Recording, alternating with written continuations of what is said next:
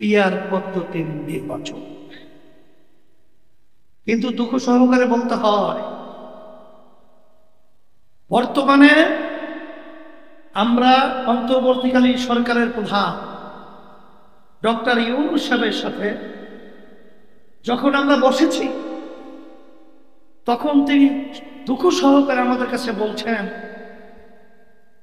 যে 5ই আগস্টের পরে এই দেশটা সুন্দর একটা দেশ তৈরি করার সুযোগ এসেছে, আর আমিও সেই সুযোগে এসেছিলাম, কিন্তু আমাকে সুন্দরভাবে দেশ গঠন করার কাজ করতে দেয় না।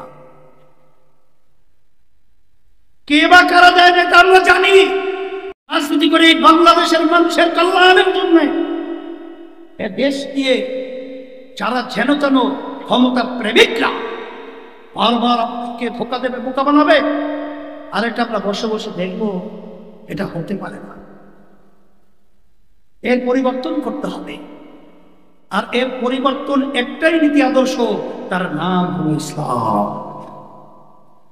এই জন্য আমার ভাইদেরকে বলবো, আমরা আওয়ামী লীগের শাসন দেখেছি, বিএনপির শাসন দেখেছি, জাতীয় পার্টির শাসন দেখেছি, কিন্তু ইসলামী নীতি আদর্শের শাসন দেখি নাই।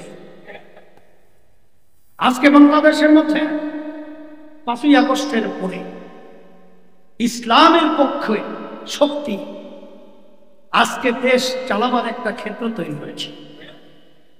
আলহামদুলিল্লাহ, ইতিমধ্যে আপনারা দেখেছেন যে ইসলামী দলগুলো আমরা সবাই একাকার হয়ে আলহামদুলিল্লাহ নির্বাচনে একটা বাক্স আমরা পাঠাতে পারি, এই কার্যক্রম চলছে। এরপরে আপনারা দেখেছেন যারা দেশ প্রেমিক রয়েছে, তারাও আমরা যেন একত্রিত হয়ে দেশ গড়ার কাজে নিয়োজিত হতে পারি, এই কার্যক্রম মাশাআল্লাহ ভালো এগিয়ে গেছে।